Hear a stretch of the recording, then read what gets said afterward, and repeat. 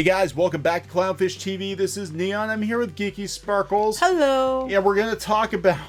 I guess a lot of people are talking about this article on the MarySue. I really wanted to talk about this article. Yeah, this is Geeky's idea. Apparently, you know, the MarySue likes to give its hot takes on pop culture. They like to give their hot takes on how there isn't enough female representation in science fiction, and there never has been. Mm-hmm. And finally, one of their reporters watched Alien. 40-year-old movie. And was like, wow, it's like an epiphany. Yep, please sub, and also make sure you are still subbed, because that seems to keep happening to people. It does seem to keep happening to people. YouTube, why is that? Why do people just magically unsub? I don't know. People said it's been going on for like 3 years now. So anyway, this article, I actually haven't got to read it yet. You were just telling me about it, so I thought you were going to read it, and I was going to give my commentary. I will read it, and you can comment. I have comments. Okay, so this is just, I think where we want to go with this is actually very typical. A lot of the people who give opinions on pop culture, especially older pop culture, they tend to be younger people who don't realize the history, I guess, of pop culture. We saw a lot of hot takes with She-Ra in particular, that She-Ra was a misogynistic show. Yes, it's all for men. For men to oogle I'm She-Ra. so tired of hearing constantly that all this stuff, diversity and female-led shows and all that, has just been a recent thing that's only happened in the past 5 years. And anybody who doesn't agree, or anybody who likes the problematic shows of the past, are misogynist, racist, sexist, whatever. You insert your ist wherever you would like to. You can ram your ist wherever you want. That's right. And now look, surprise! Everybody who's been saying, no, Ripley has been a strong female character for years. Captain Marvel didn't invent it. How dare you? Now they're like, oh my God, Ripley's amazing. It's like, are you shitting me? And I just want to take a moment to point out at the top of the screen, the M on the yellow for the MarySue looks like Charlie Brown's shirt to me. Okay. No, up here on the top, their logo on the top. That, it looks like Charlie Brown's shirt. Anyway, women of you. Anyway, that's what they sound like. So, I couldn't believe it. I did see this floating around on Twitter the other day, and I was just like, are you kidding me? Like, you guys, on the MarySue especially, you take all kinds of shots at Star Wars fans, all kinds of shots at Star Trek fans, and meanwhile, Alien, which is a beloved sci-fi franchise, always had a kick-ass female lead. I know, and people pointed this out repeatedly, to which they were called names usually for pointing that out. Also, which always had a kick-ass female lead, not Star Wars. Where was it? Terminator. They've also pointed that out many times as well. So, is that gonna be the next article? Like, oh my God, like, we watched Terminator 1 and 2 for the very first time, and oh my God, did you know there was a woman with a gun? I know. And she kicked all kinds of ass. Oh my God. And this was like in the 80s or 90s. I can't tell the difference. Yeah, and it's like, 2000s. But no, it can't be true. We only invented strong female characters and diversity like 5 years ago. God, okay. We'll mention that in a minute. Yeah, so we're also going to talk about this article too, talking about the Maleficent 2 screenwriter who said that she's had it. She's had it with the strong female trope, and that we need to get over.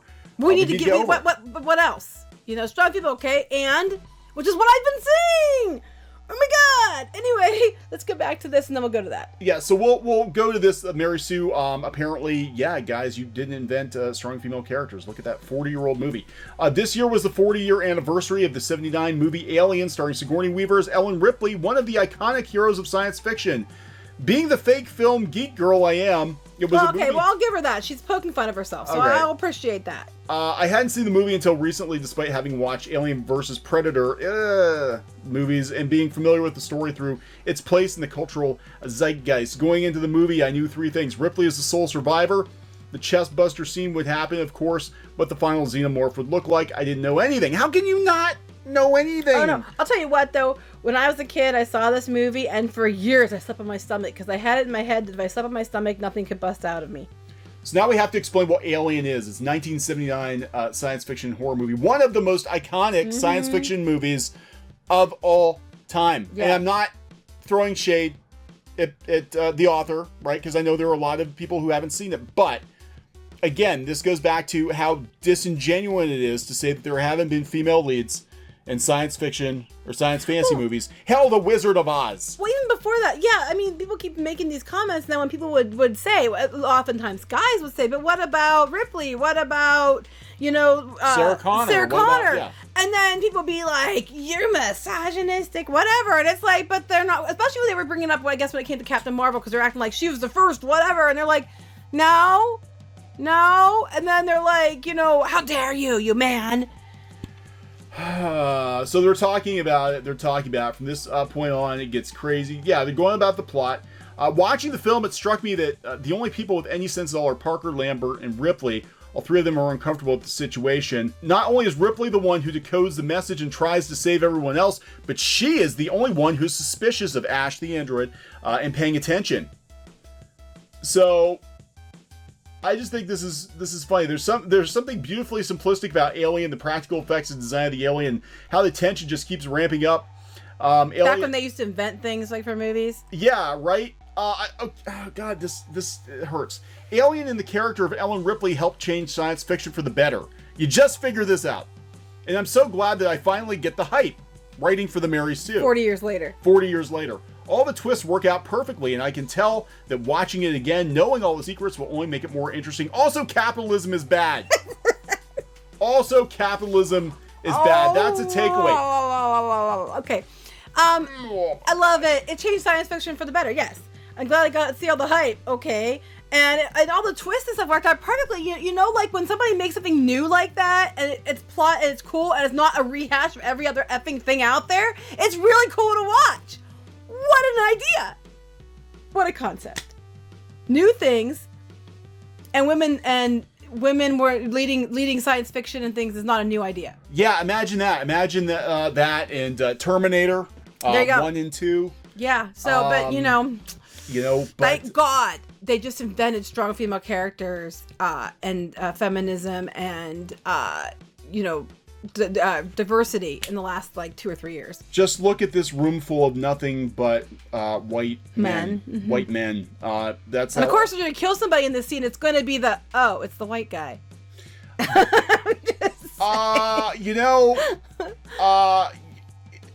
Yeah, because diversity, inclusion, female-led stories with good characters. These things were just invented in 2015. Didn't you know that? That's right. This is a new thing. So this was interesting. You pointed this out to me yesterday. I did. So Linda as Wolverton, is she, they said brought to you Belle, Maleficent, and all this stuff. She writes a lot of the scripts, the screenwriters in the movies. She's the one who reimagined Belle as a bookworm and crafted Sleeping Beauty's Maleficent. I'm not really keen on Maleficent, sorry, but But anyway, I just think this is funny. She doesn't have a lot of patience for the term strong female character. It's just an easy term, she said in a recent interview with IndieWire. What does it mean? Exactly. Thank you. She answers her own question with a take on what it could mean, or at least what it should mean. It means somebody who is proactive in their world, who affects the world, isn't a victim, even victimized by it, or if they are victimized by it, they take action to change it for themselves. They look at the world in interesting ways, maybe another way than culture does. That makes a strong woman if she's vocal about it, or even goes about trying to make change without being vocal about it. There's many interesting ways to describe women besides just strong. Even this pure difficult strength is strong-willed. Exactly. I'm tired of hearing strong. You don't like strong women. Well, what does that mean exactly? Because I know a hell of a lot of strong women. I know moms who go through all kinds of stuff that you will never know because their child has a disability, or because they're a single mom, or because of other reasons. And they are just as strong of a woman than, somebody who wields a sword in a show because she inherited it in the woods and suddenly turns into a 7-foot-tall woman. I mean, it can mean a lot of things. I'm tired of just hearing strong female. Ray is strong female. Why? Because she literally had everything handed to her. It does not make her a strong female. It just doesn't. What does that mean? Yeah, and she's basically like, we need proactive characters who aren't victims or victimized by their world. Now, they make changes. They strive to make changes. In that regard, you could argue she was considered a strong female character because she's trying to make changes. But I'm just saying, I'm tired of hearing strong female, but with no explanation of what they mean by that. And then if you don't like character because they're weak ass, the way they're written, you just don't like strong women. No, I like strong characters that happen to be women. Yeah, so this is interesting. She's been with Disney for a while. She worked on a lot of animated movies, Aladdin, Mulan, Lion King. She co-wrote The Lion King. She did the script for the live-action Alice in Wonderland. Of course, she did Maleficent. I'm not keen. It has its fans. Guys. I'm not one of them. Yeah, and I think it's gonna bomb. I think the sequel. I don't care for Maleficent, but you know. But this is interesting. Now that we've made a lot of progress as women, she said, now that we've gotten ourselves in a position of like, oh, we can actually do things now, let's do it. Let's just not repeat the past, or just take out not just take out a male protagonist and plunk in a female protagonist and call it good. Thank you! That's what we've been saying! Just stop! I think the feeling now that, wow, we could even have women flying around and shooting rays at things and blowing up buildings just like the men always did, that's great. But I think it'll get really boring really quickly unless we add something. The truth about ourselves. You can't just like swap them out not without doing something, because women and men are not the same. You gotta make it work. You can't just. But then she goes about I love this TV. She's talking about women, and I love this woman. This woman is like, to me, it's like, you know what? We've broken the door down. Good for us. We slammed the door down through a variety of reasons, and we had a lot of leaders who helped us, a lot of movements to help us, like the Me Too movement and others. Now we've stormed the castle and we've slammed the doors, and now we're standing on the door, kind of like huffing and puffing. Okay, now the question for me is, okay, now what are we going to do with it? What are you going to do with it? That's what I want to see. And she says, being at the top, she'd love to see it. Other women come in too, and she's like, I want other women to join me at the top. I want them to do this, but she's like, we want to let the stream flood in. It kind of happened, and she's like talking about that, which I agree. I think that we need more diversity. I think we need more women in things, but I don't think it's to the detriment of having men either. And then here's why I love her even more. Okay, here's why I love her more. We need originality, Wolverton said. We need new stories. We need stories from different ethnicities and different cultures, which animation is doing really great at. But we need to do that in a live action as well. I think I'm talking about the world, not necessarily Disney. I don't think we need to be remaking anything else. Let's create things. Create things. Creation is what women are best at. We create, right? We bring life. The hot damn yes. Stop rebooting every effing thing and make new things. Thank you. So she's basically like, let's not just take a movie with a male lead, take the male lead out and plop in a female lead and call it a female-led. Yeah, that doesn't make a strong female character. You have to have a reason why they're strong. And let's not remake everything. Stop remaking everything. I love this woman. So that's funny. So I wonder how long it's going to take. Now, again, she's of a certain age. I think there's definitely a difference between. Do you want to know why? What? She had to work for it. What? But no, seriously. She was here when all this stuff was going down. She's one of the ones breaking the doors down. She's been around for these movements. She's the one hitting the door with the log and pushing it in. And all these people are coming in, and they're all coming in there because of women like her. And then standing on top going, I did this. It was me. I made diversity. I made inclusion. I made strong female characters. It was me. And it's like, no, people like her were the ones who busted down the damn door. Characters like Ripley were the characters that busted down the damn door. So people could just go in there and stand up now and make new things and make better things. But instead they're too busy showboating about how, look how I invented diversity. Look how I invented strong female characters. Look how I gender swapped all these characters and changed them for no good reason other than to say, look what I did. Instead of making something new. That's why people like her have the opinion they have, because they were actually one of the ones fighting for the change. It's amazing. It's amazing how different your opinions are when you actually have to work for something versus just taking over a seat from somebody else. Or because you got on Tumblr and somebody thought, oh, I like your art, so we need somebody. You're cheap. Yeah, why? Speaking of which, because that's a big thing right now that they're pushing for is more women in animation. And well, I don't disagree with that, honestly. I don't either, but we're hearing a lot more about, more women in animation, more women in comics. But there are a lot of women who are in animation and comics. And there has been for quite some time. I mean, I think we need more women in there to make it more balanced. However, this idea, is that where you're going with this? This idea that women have not been there before and we need them now? Bullshit! I just want to put out there. The man's going to tell us about it now. And he's right, too. I'm going to mansplain it. He's going to mansplain it, but he's correct. Well, this article is written by. Ironically, Lucy. my legs are further apart than yours. I'm more mansplaining than you are. I'm gonna mansplain. No, I'm just gonna point this out. I'm just gonna leave this out there, and people can do with it whatever they want to do. But some of the most successful manga and anime of all time, some of the wealthiest cartoonists in the world, and wealthiest writers of books in the world too. Yeah, wealthiest author in the world is a woman. A woman. But no, that can't be true. Women have been kept out for years. And it's just not since the last like 3 or 4 years that they've actually been allowed to take charge. Let me put this out there too. One of the I believe she's still the wealthiest author in the world, J.K. Rowling. Her character of Harry Potter, she's writing about a boy hero, right?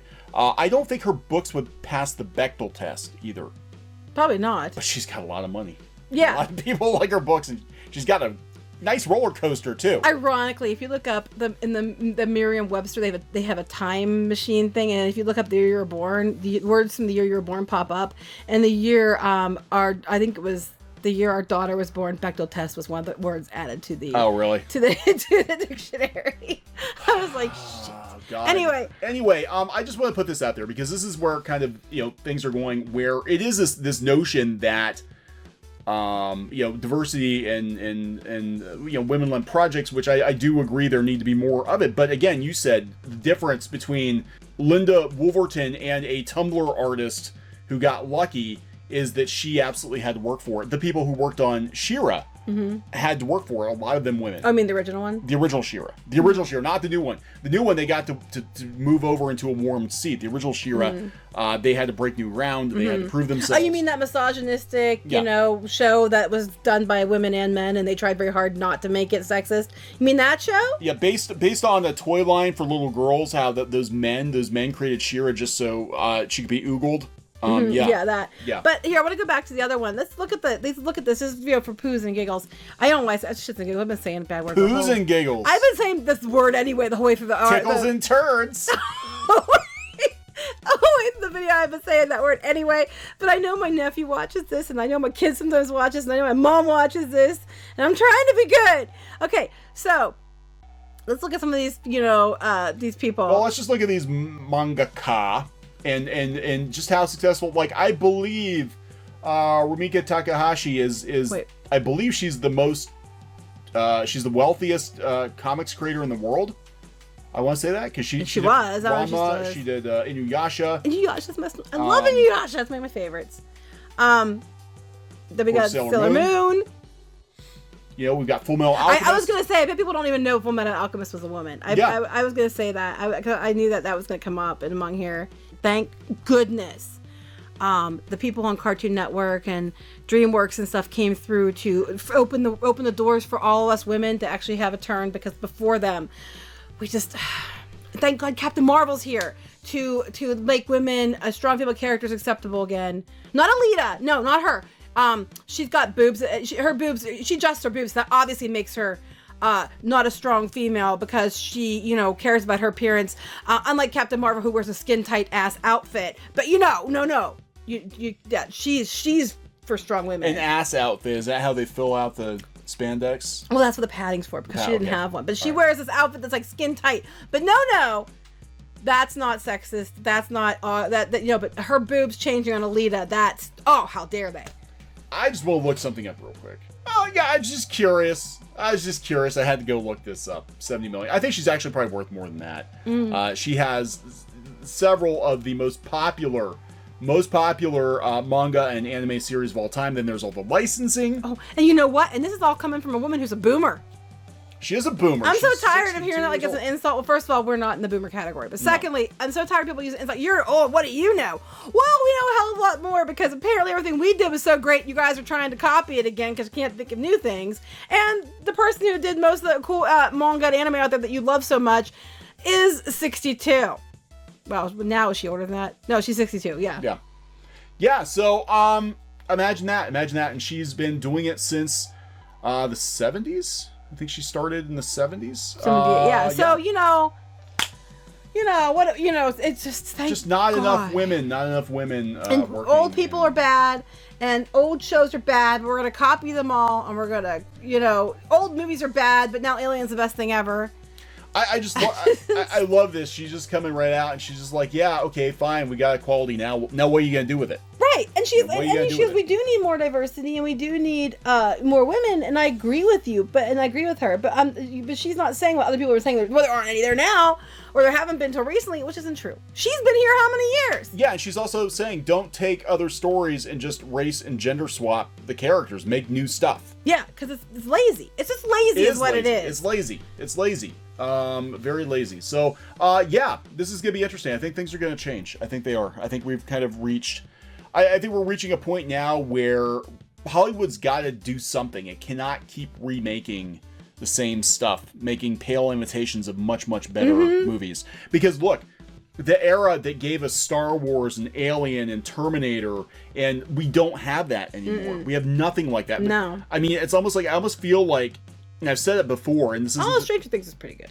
Yeah, but it was kind of predictable too, because it's based on that, yeah. Right. So it's like, oh, that's from that movie, that's from that movie, that's from that movie. I mean, it was done before and everything else too. It's just, I don't know. I almost feel like pop culture peaked in the 1980s, and then we've just been... You know, and I've said this many times, but we have a lot of new subscribers, but it feels like we're on a record that just keeps playing the same, you know, but as it's playing and skipping, it's getting old, it's getting worn, so now it's like, it's just like, it's a copy of a copy of a copy, and it's like multiplicity, and like Pizza Steve, it's like that. So now we've got Pizza Steve as the end result. The end result is we have these terrible, ill-conceived remakes and reboots that, frankly, why did you bother? Like, you know, Alien is a perfect movie. Let's not remake Alien. Let's just go make something else. Lena Tramp looks like it's going to be a winner. You know, and I think she is talking specifically about Disney.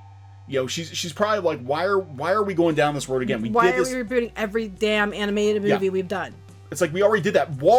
People ask what Walt would think about modern day Disney, and I think he would actually be completely disgusted and disheartened. He was about innovation. He was always about bankrupted him when he was making the films. He wanted to do something different and new and out of the box. Yeah, he would not like this. No, he would have been like, why are we doing the same thing again? Because it's cheap, and it's, you know, they're too afraid to take risks because they can't lose any more money since they lost so much money and they keep making bad decisions. And now we have to, you know, hoard the ketchup. So, you know. Yeah, now we have to hoard the ketchup. That's what Disney's been reduced to. So, yeah, Hollywood's going to have to change. They're going to have to change. They're going to have to start making new things and just realize that, like, you know, yeah, there's absolutely room for diverse stories, but just taking existing movies and just switching out the leads or whatever, that's not the way to do it. That's not the way to do it. Because at that point, I mean, how disingenuous is that? Like, we're gonna make a movie for this, you know, from this particular character's point of view, this particular whether it's a race or religious background or gender or whatever their point of view, but we're gonna take a story that was designed to be from a white man's point of view, and then just switch people out. Like, it's not gonna work. It's not gonna work. You know, I mean, so think about it that way. You know, if you can't think about the fact that it's just dumb to do that, then try to think like, well, this is doing a disservice to. And by the time you those twist it to be everything that needs to be to do that, it's no longer that thing anyway, and it's just that thing in name only, and everybody's gonna hate it, and then that's when they come in and call you names. So, are we gonna wrap this thing up? We're gonna wrap this thing up. Very interesting, though. Doesn't surprise me at all that the MarySue that has hot takes on pop culture hasn't watched a 40-year-old sci-fi classic. I know a lot of people haven't watched a 40-year-old sci-fi classic, I'm sure. There's a lot of movies I probably haven't watched. People are like, I can't believe you didn't watch that. But I just think it's funny because when people brought this up, when they brought up Ripley, when they brought up, you know, Sarah Connor, when they brought up other characters like that, they got so, you know, in regards to like Captain Marvel or different things, they got so much crap, got called so many names because how dare you? We just invented strong female characters. And it's like, no. Nope. No.